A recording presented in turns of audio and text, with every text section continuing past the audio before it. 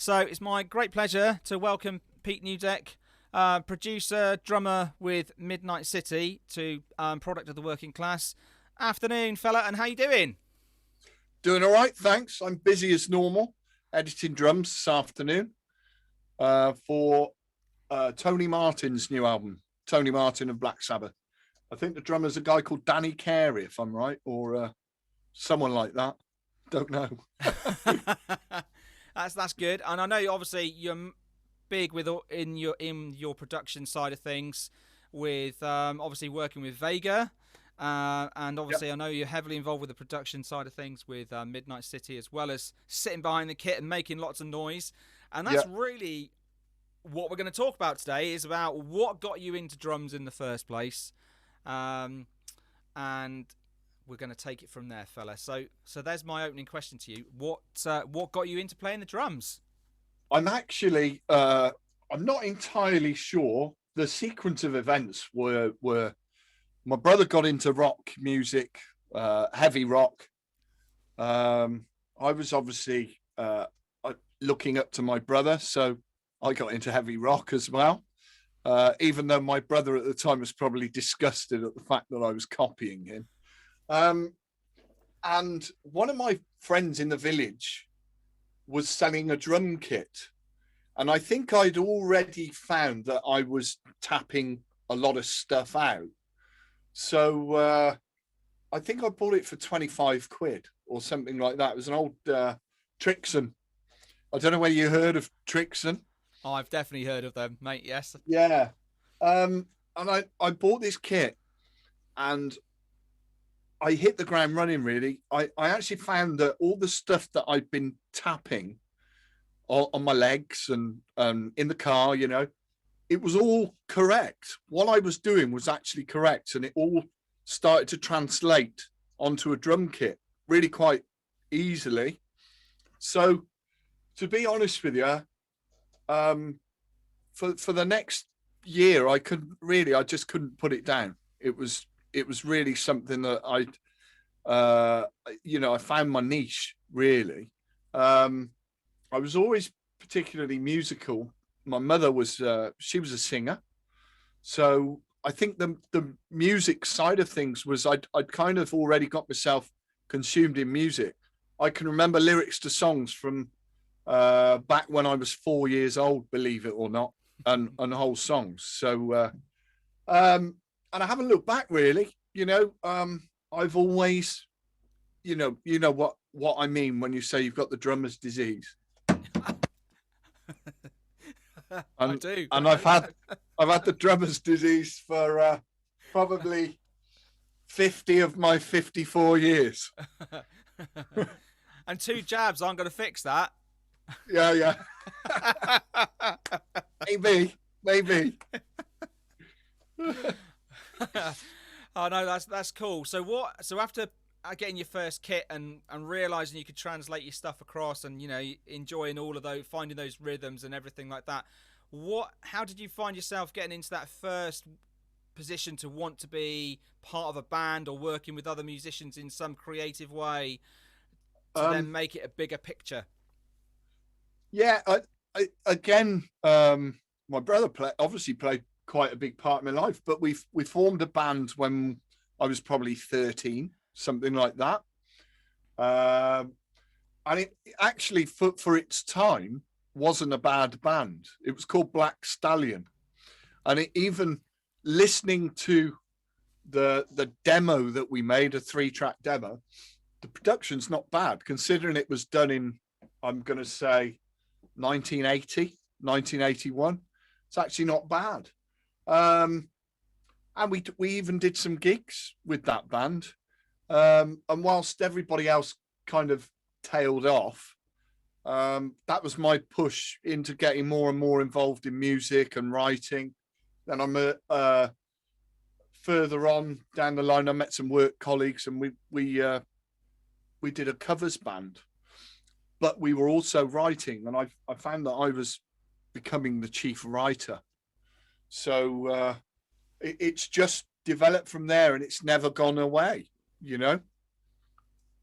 Awesome. I think it's really cool because it's really interesting talking to, because I've talked to a few drummers over the last few weeks, and hearing the stories of how things have transpired or happened, which have then Yeah, led on to things, and I think it's great how these sort of things happen.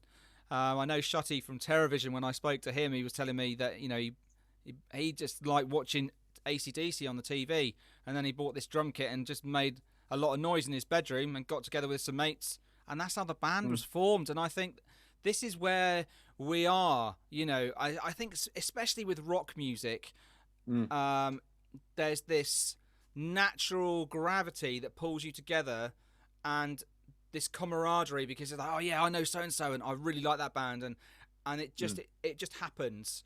And yeah.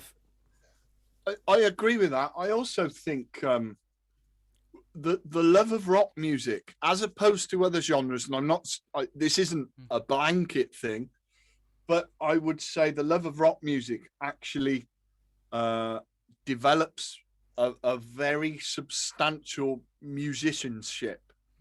There's a lot of ability goes into rock music, because you need to know a lot. You need to be capable of doing a lot.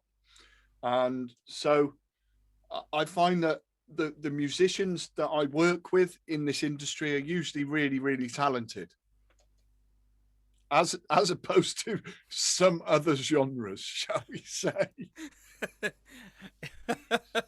I know where you're coming from. Yeah. Yeah. So what was your when you were obviously going out and seeing live bands and everything like that, did you ever see a drummer on stage and you were thought, I want to be like that, I want to be that guy?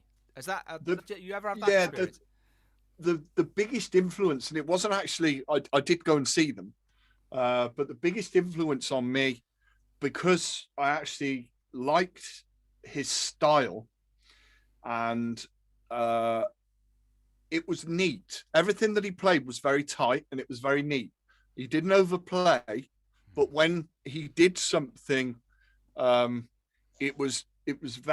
was tidy and together. And that's a guy called Pete Jupp from FM. That guy's amazing. I know Pete, and he knows that he was quite a big influence on myself. And there was another guy when we were in our band Black Stallion, when I was a kid. We befriended at a Judas Priest concert. We befriended a young up and coming band called Iron Maiden. Amazing. And stayed in touch with. I'm still very good friends with him now, Dennis Stratton, and we went down to see, when Dennis left Iron Maiden, we went down to see his new band, who were called Lionheart, rehearse in Fulham. So we were a bunch of starstruck kids. I think there were 3 or 4 of us, and the other drummer that influenced me was a guy called Frank Noon, who played with a host of bands around that time as well. And a couple of years ago, I did an interview and mentioned him, and he spotted it, and he was like, "Oh, I've just read this. Thanks for the mention," And he played with, I think he played with Grand Slam, Wild Horses, Def Leppard. He played the original Def Leppard EP. He was the drummer on that. Wow. See, they're an interesting, how Def Leppard have been a bit of a theme through these last few interviews. So when I talked to Shutty a few weeks ago, they toured with Leppard on the Slang Tour in '96 around UK. Great album. Amazing. And Europe. And and Shutty said to me, he said, Rick Allen could play my kit better with one arm than I could play it with 2 arms. But he said it was just hearing him play the simplicity of his drums, and then he was fortunate enough to go and sit behind Rick's kit, and he said it was he was just in awe of that. He just said it's just amazing, and what a life experience. Nothing for him, one of his highlights of his career, without doubt. Yeah, I was fortunate enough to see Def Leppard with Rick and with 2 arms. Wow. Okay. at Wolverhampton Civic Hall, and they were an up and coming band supporting Magnum. Cool. That was in about 1947, I think. I've seen Magnum a Yeah, few times. I like Magnum. They're a good band. They're a good yeah, band. Yeah. fantastic band. My friend Dennis Ward now plays bass guitar for them.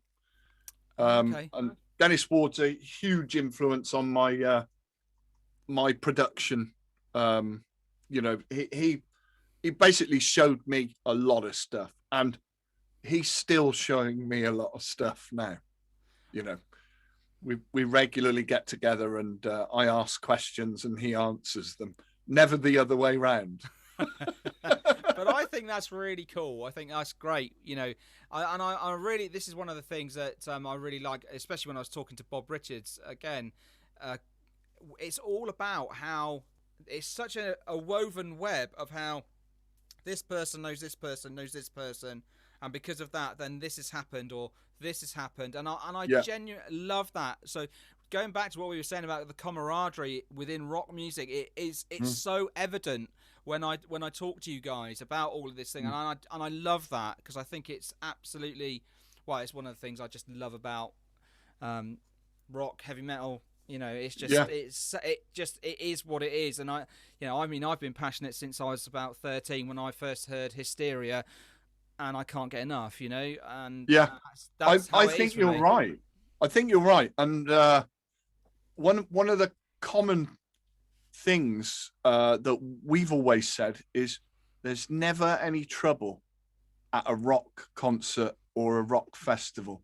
And I'd like to think, even though times have changed and there's a lot more tricky people out there, I'd like to think if I generalized, it would still be the case, you know? Yeah, I mean, I've was fortunate enough to go to Donington while it was still called Donington Monsters of Rock Not me. in '95 and saw Metallica. First time, only time I've ever seen Metallica. Blown away, you know. But I saw bands I always wanted to see, like Skid Row, still with Sebastian Bach at that time, which is just an absolute treat. And I saw Slash's Snake Pit, you know, and there was a big crowd there. But what I remember, me and my mate Adrian, we rocked up in the car. We'd taken a day off work to go, you know, as you do. Yeah. Got up there, and we were sat down. We found this place. We pitched the tent, and these guys rocked up in this big, long wheelbase tranny, and they pulled out this piano out the back. We were like, what the hell are they going to do with that? So this is on the Friday night, and we were like, oh, I don't know really what they're going to do with that. Anyway, Friday evening came round, and they set fire to the piano in the middle with all these logs around, and they stuck these Viking hats on, and they were like, come on, guys, get over here, you know, Yeah. have some beers with us. And it was, we didn't know them from Adam, you know, No. but it was just No. brilliant. And it was all about sharing that moment and being Yeah, there absolutely. and I think that's it. And I you know, and I love talking to people about all those sorts of things because everyone has a different kind of take on it, if you like. Yeah. Yeah. It's just Absolutely. and it's magic, absolutely magic. Mm. So Yeah. so obviously we've digressed slightly, not much, but a little bit. So when you were talking about you're talking about Black Stallion and that kind of went on. What then was driving you? And you were talking a little bit about Dennis Stratton just a minute ago and Lionheart and things. Where did that go after that? Where was your journey to where, you know, where were you headed from there? From there, I think I stopped playing drums until I met work colleagues, and we did an originals band called Geneva. It was called then. Yeah. But we were also doing a covers band called Slaphead at the same time, and we were taking pop songs and cleverly turning them into rock songs, selling out pubs in Gloucestershire. The agent at the time was a guy called Bob Phillips, I think. Not Bob Richards. No. I have to be careful then. But you know, we had places that were having to put on more staff when we were booked because the place used to get so busy. After that, I kind of, the Geneva thing and the songwriting and the recording at decent studios had really made me think that I wanted to do something on a more professional basis. So there was a band from Oxfordshire called The Shock, who they'd lost their drummer. I think they'd fired him or something. They'd lost their drummer, and a friend of mine had put them in touch with me. And it wasn't just a case of I had to audition, and I had to be able to play with a click, which was, I mean, I've been in studios where I've been in studios where I'd literally had the click so loud that my head was twitching. And back in the day, I wasn't particularly great at following a click. But as I got older and my discipline had got better, and probably my sense of timing had got better, I was in at the deep end with this band. I learnt 3 songs, went down to Didcot, took some headphones, and I was on the click. And I was on the click because they had samples, BVs and things like that. And I went from a certain level of musicianship. I think I jumped, because all of a sudden I was within the songs I was playing. I play to a click 100% of the time live now anyway. And there are actually times where I'm playing and I'm having such a good time, and the sticks are getting to it all like that. And then all of a sudden I say to myself, am I in with that click?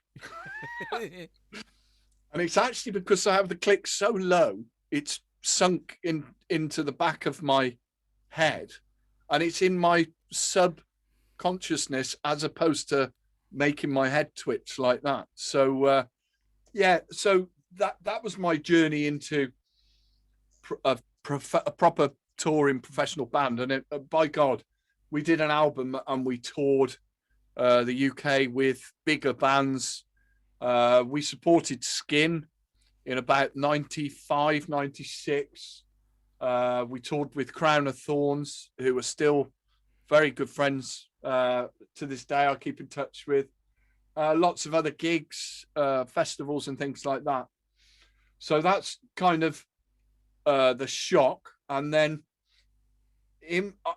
shortly or during that place, I joined Diano, because the bass player of The Shock had been asked to join Diano, so he got me in.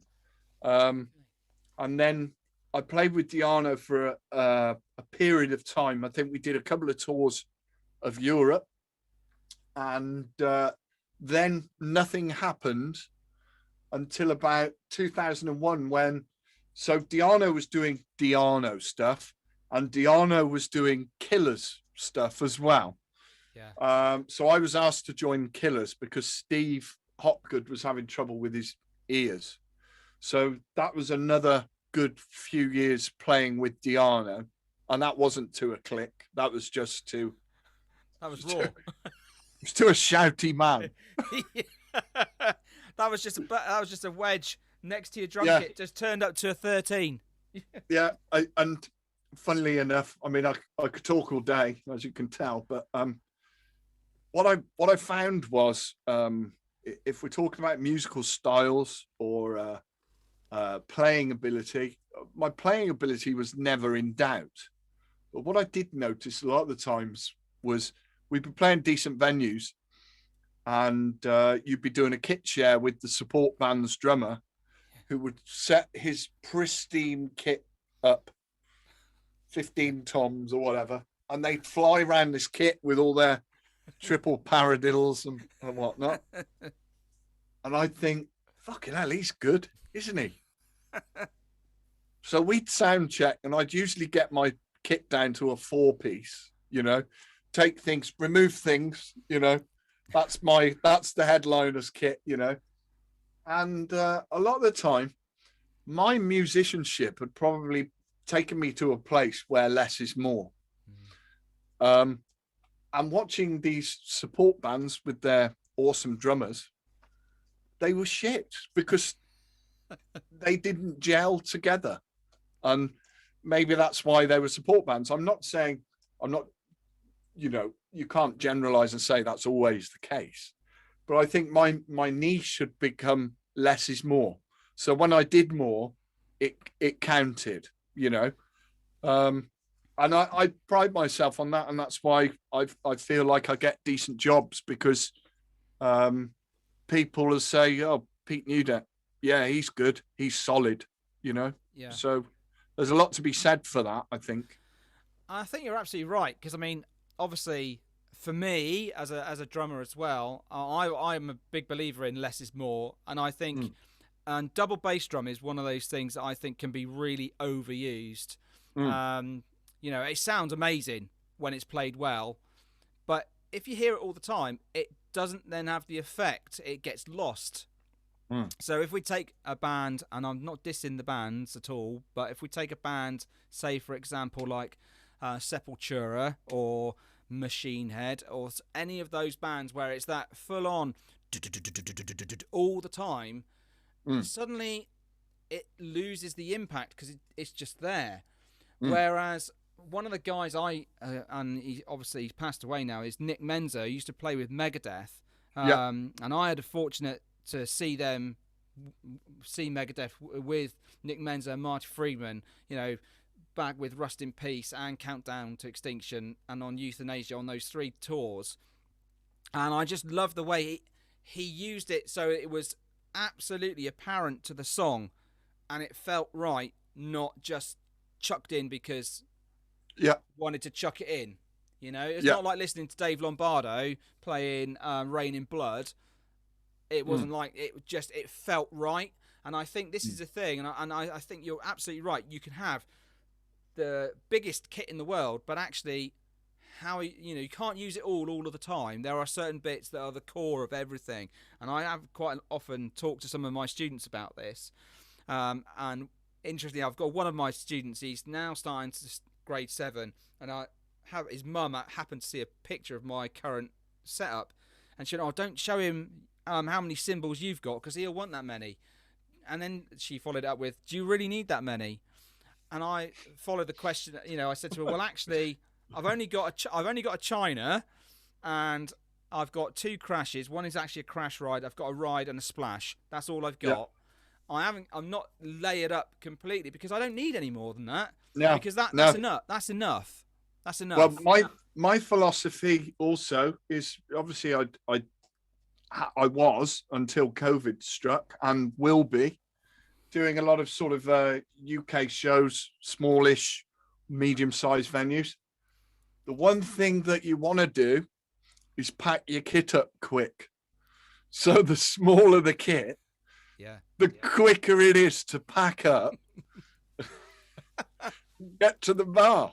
I'm not daft, I think there's a huge amount to be said for that. And actually, it's interesting. I think, we go back to some of those 80s bands, and you take, so when Tommy Lee was initially playing, 2 bass drums, 2 rack toms, a couple of floor toms, quite a few cymbals. Ricky Rocket, another example of kind of almost too much, some of those little tiny toms that are about an inch, you think, what's the point of those? That whole thing, which is great visually because it looks awesome, and it makes you go, "Oh, I'd love to have a play on that." But actually, if you can't create what you want to create on a 2 up, 2 down, or a 1 up, 2 down setup, actually, then it kind of takes it away from the roots of it, which we were talking about, the whole less is more. Because you should be able to lay that groove down in its organic state, how it needs to be on a simple setup. Yeah, the main thing, your main job is to keep time. And every now and again, feel something different, but you're a timekeeper at the end of the day. So if you can't keep time, go and learn to play the saxophone. Get another job. Exactly right. Exactly right.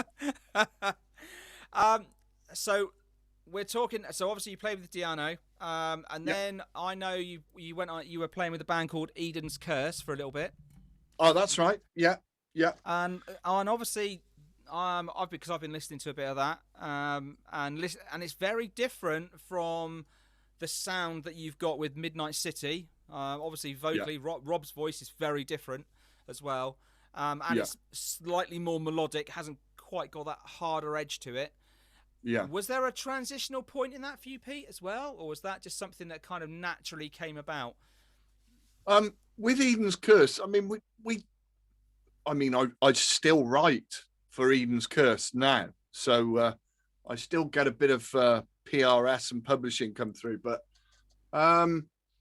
what happened with Eden's Curse? And we're still friends. I just felt it was time to move on, and the reason was that we weren't doing enough in between albums. So we'd finish an album, there'd be a promo campaign, there'd be one or two shows, and then it'd be like, right, we're doing the next album. And it wasn't really why I wanted to be involved in music. I wanted to play shows, and the shows were few and far between. So this is where it got a bit tricky, because I left Eden's Curse because I became a singer.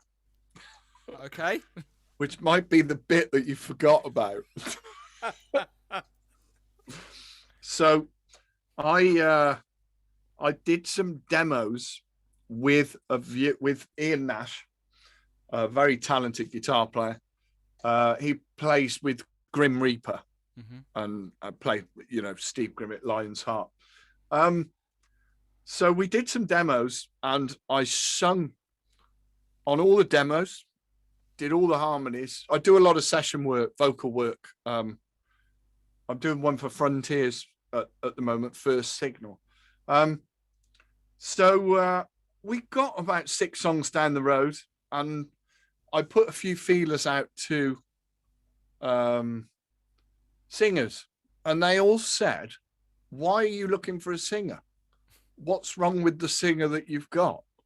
And I went, "Oh, no, that's me. No. I'm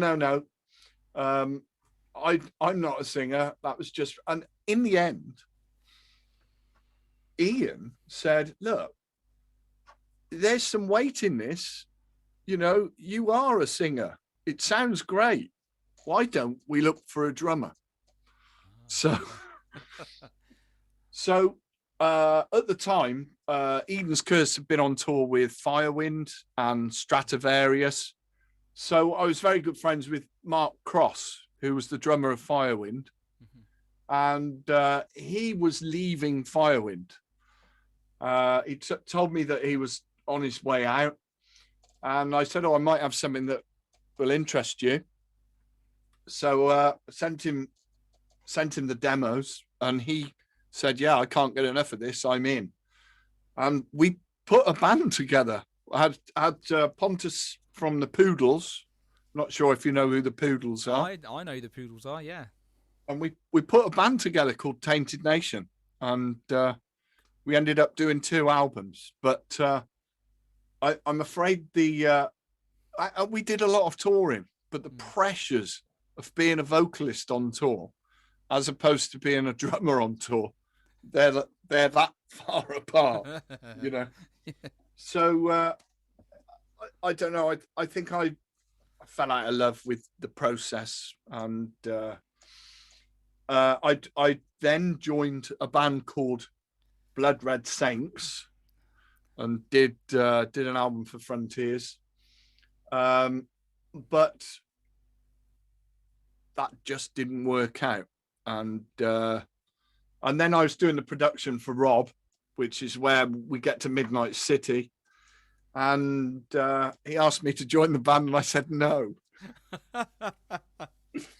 So we were here, we recorded it all, we had a great time. We got rat-arsed every night he was here for a week, and we'd wake up in the morning. I'd be editing everything, getting it all ready, and he'd appear at the studio door. He'd be like that. Morning, mate. I'd be like, right, you ready to sing then? But because I'd actually fallen out of love with a lot of music and the industry by then, it took a bit of work for Rob to actually say, no, look, please join the band. And I said, if you get a deal, I'll consider it. But if you don't, I'm not going around the country playing toilets in the hope of getting a deal. Yeah. So I passed. We had a load of contacts between us, and within a couple of days, we had about 5 deals on the table. Amazing. So I couldn't go back on my word, and that's where we are with Midnite City. And yeah, carry on. Sorry. No, it's fine. No, it's great. I mean, because like I said to you earlier, I love all that side of things. And there has been over the last probably 10, 15 years, a real surge in what I would class as being a new breed of hair rock and hard rock bands coming out. And I suppose my accessibility to that has been through Apple Music and Spotify, which has been amazing because you listen to one band and then you get a recommendation for another and so on, and that's how it all kind of unfolds. And I genuinely love that about it. I don't like it for the throwaway value of it because I'm a big believer. If you like your music, you invest in your music because you love it. And there's nothing quite like paying to have a copy of it. It's something about that. But that's because I grew up in the 80s and I'm an old bugger. Do you know what I mean? That's. I was going to say that the other thing about that is, as you get older, a lot of things that you weren't attracted to become more attractive. And if you've been hanging around with my nephew, which I have, you will find that was one direct route into all of that. Yeah. And without a doubt. I mean, I think back to, back to my teens, and I saw hundreds of bands. There's still lots of bands I haven't seen, but I was fortunate enough to have been able to, to go and see FM, which we talked about earlier on, and Steve Overland's voice just blew me away when I heard them. They were just incredible. I saw them a couple of times actually. They actually supported Whitesnake, and it was when Steve Vai was playing for Whitesnake, so it was 91, something around that sort of time. Right. And I just couldn't get over how amazing FM were. I listened to a lot of their albums. I'd listened to, I think Aphrodisiac had come out at the time, and the particular track I really loved the song, the opening track on the album, and it's got this Breathe Fire, and it's got this really lovely synth build up on it.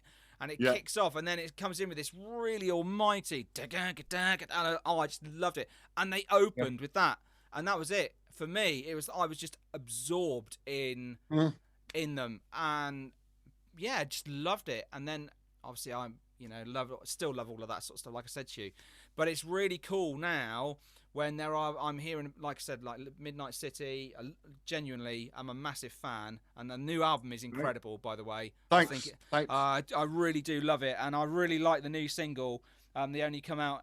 I think that's my favourite song on the album. If I'm honest with you. But then there are other bands like Crazy Licks, which I know you were going to depth for a little bit with one of the they're good. Yeah. They're very good friends of mine. Danny, actually, the singer's given me some work this year. I've sung on Chez Kane's album, which he produced and mixed. And that's a good album. Yeah. And I've sung on the new Crazy Licks album as well. Amazing. So I'm looking forward to it. The songs, I think I sang on 3. It might have been 4, but the songs I sang on are absolutely awesome. So I can't wait to hear it. No, I can't. I mean, there's a song on their latest album called Eagle, which that is stunning. It reminds me very much of Scandinavian band called Stage Dolls back from the late 80s. Just the sound. I think it's the guitar work on it actually, but my God, what a tune! What Yeah, mate, I love it, and I love the drum groove in it again. And that for me is one of the things I suppose that's really important about the music that I listen to. yeah, The yeah, groove is what hooks you in, because yeah, if you've got that, everything else kind of unfurls around it. And I just love all of that. yeah, Nice yeah. bit of reverb on your snare, that big fat bass drum sound. What more can you want? Nothing more, thank you. Thank you very much. Good night. Yeah, Yes. we Turn the drums up. Turn the drums up. yeah, Like that. we'll turn it up to 11. So while we're just talking about drums, I know we've been talking about that for the whole Yep. thing, but when it comes down to your actual kit and your setup, is there a preference? Do you like a certain make of kit and certain cymbals? Is there, I'll play anything. Okay. I'll play anything. I endorse Sabian cymbals. So I've got two kits at the moment. One, if anybody really is interested, it's in the new Vega video.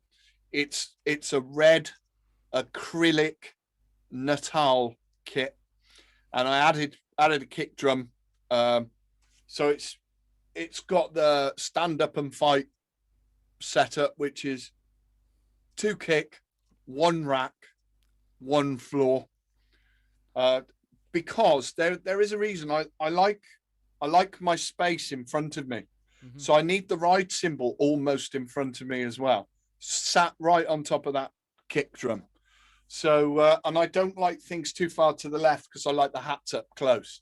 So depending on what I'm doing or where I'm playing, one up, 1 down is fine, or 1 up, 2 down is fine.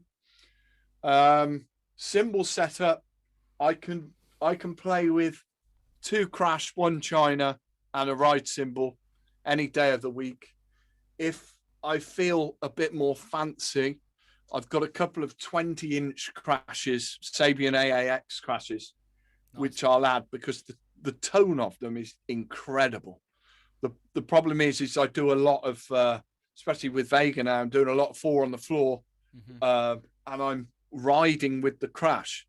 I'm riding with a 20-inch crash. Actually gets quite tiring and makes too much noise, if you get me.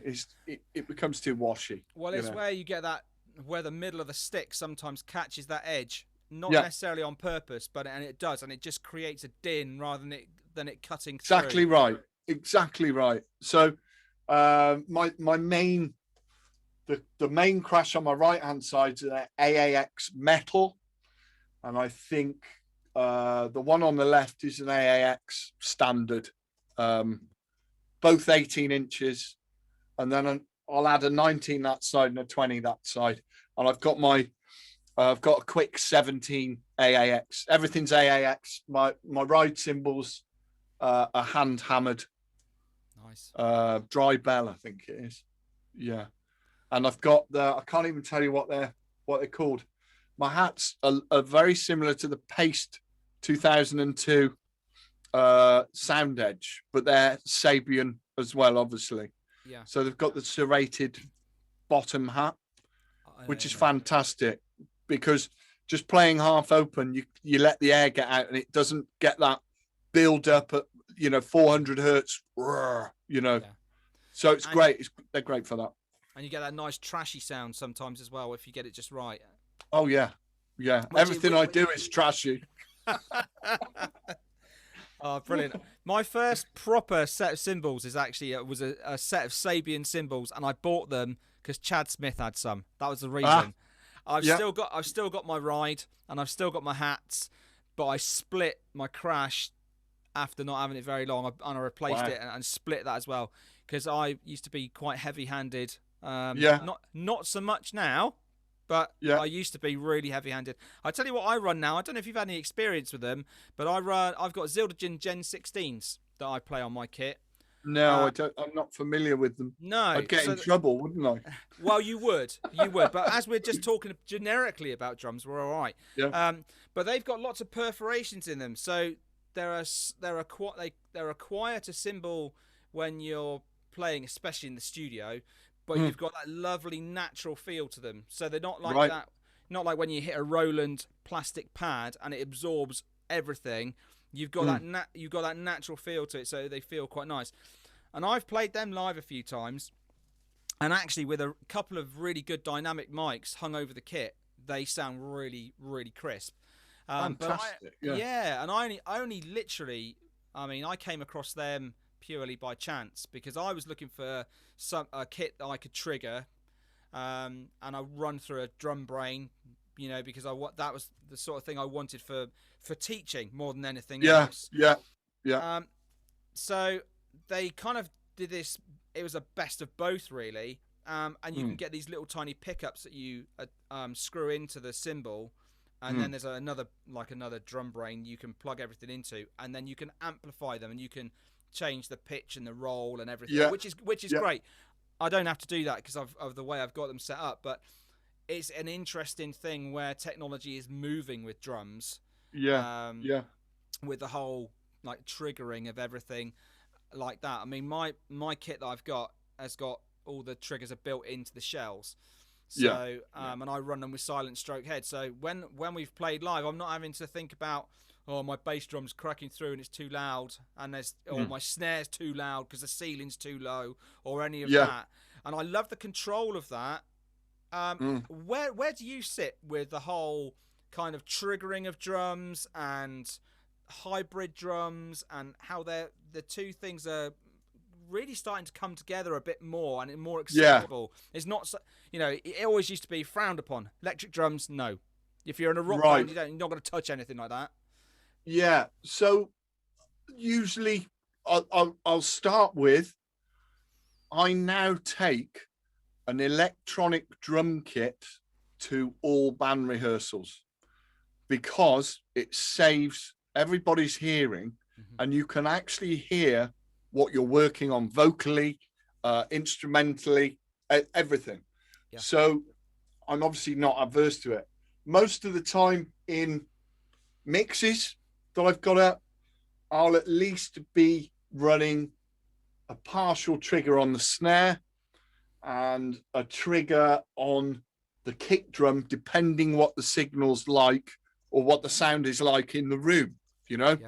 So it's just, I mean, this is why music production, be it live or be it in the studio, has come on so far. If you listen to even a band live from, if you took yourself back to 1985 and listened to a band live, and then came forward to 2021 and listened to a band live, there would be so much difference, you know. And I've heard things like that, you know, the oscillating of the low end that they really, we played with when I was with Eden's Curse, played with Dream Theater, and their sound engineer was doing a lot of that, and it was getting to the point where I thought my insides were going to come out somehow, you know. But in general, you know, techniques and sound has changed, you know, and that's why if you're listening to bands like Machine Head, you could, or anything that Andy Sneap does, you know, and I'm not saying that, I mean, Andy Sneap's a genius, but I'm sure to a point he relies on triggering, he relies on electronics, because these sounds are so well refined before you even start working with them. So then you have a choice of whether you'll work solely with these types of things or whether you're just using that. See, a lot of the time for toms, I'll blend a trigger just to get, say, more attack or more of a ring to the tom. Because a lot of the time, depending on what mic's been used on a tom, a tom might sound fantastic when you go dong, but if you're using the wrong mic or it's in the wrong position and it's not picking up the ring, it might just sound like a buh. So that's where the technology and everything comes in. But I love taking my electronic kit. It's a entry level Roland, and I'll trigger Stephen Slate drums with it. But it takes me, it's great because if I'm rehearsing in Nottingham where Midnite City rehearse, it takes me 5 minutes to pack up and I'm gone. And that's back on the motorway. and that's the difference, though, isn't it? And I think Yeah. this is where that whole technology is moving forward. I was talking to so a really good friend of mine, Brett Steptoe. He's a drummer based down in Cornwall, and he's got this ridiculously expensive Roland TD50 conversion that he's done. Yeah. And he's always doing stuff on Facebook and everything like that with, he's doing covers and everything. And it's insane what he's done. And we were chatting last week, actually, and having a bit of a giggle about a few things.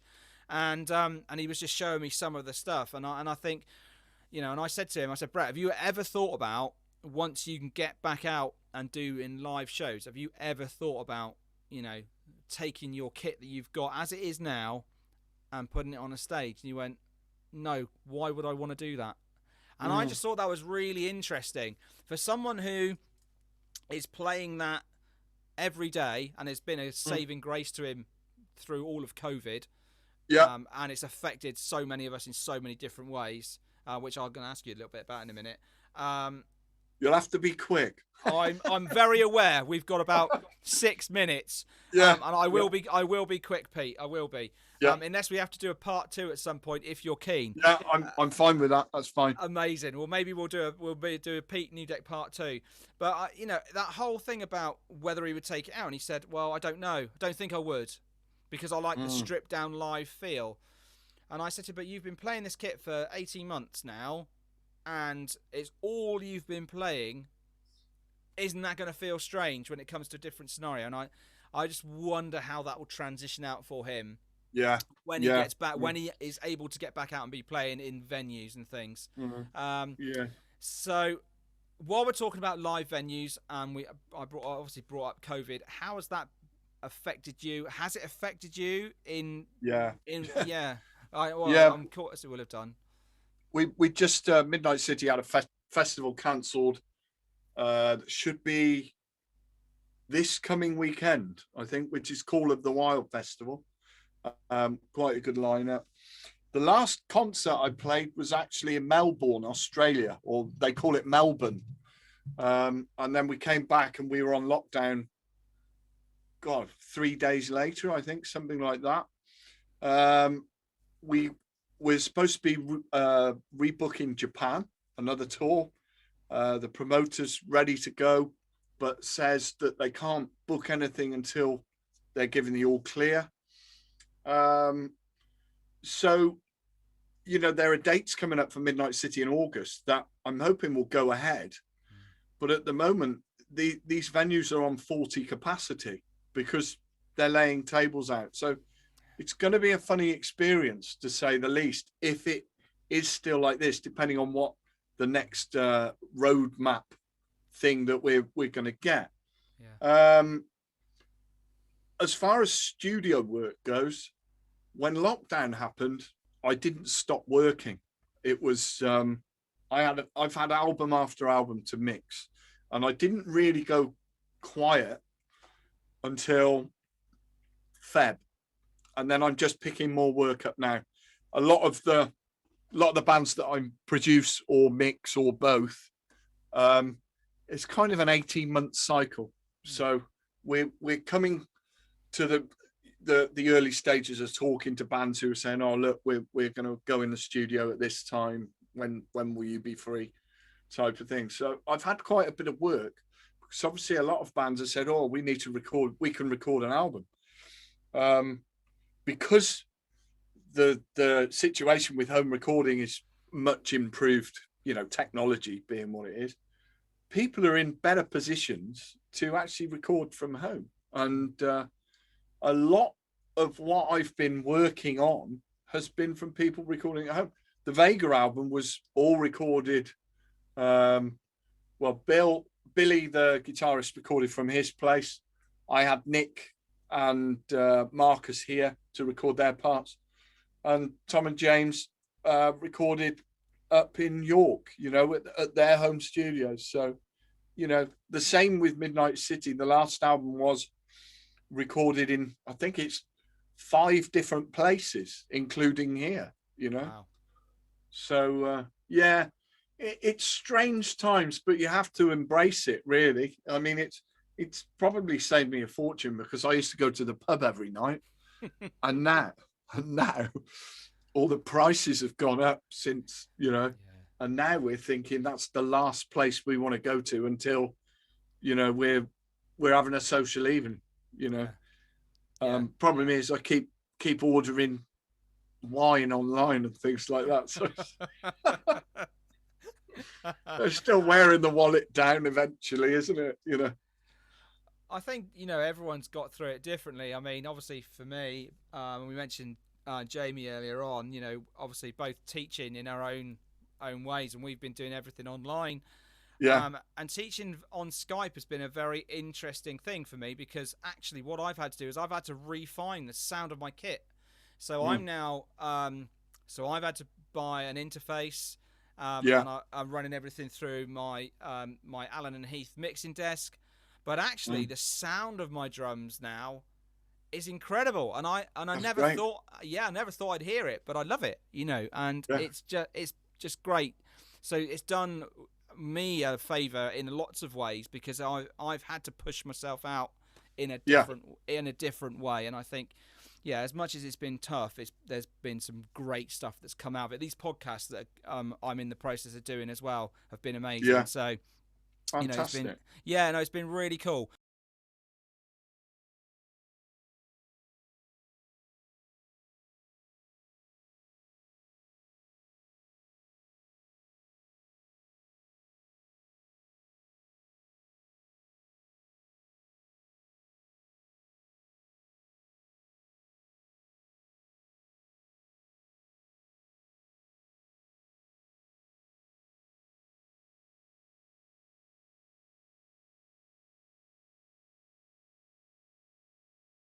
It really has. It's been great, and and thanks for giving it. Thank you, and for giving up some time.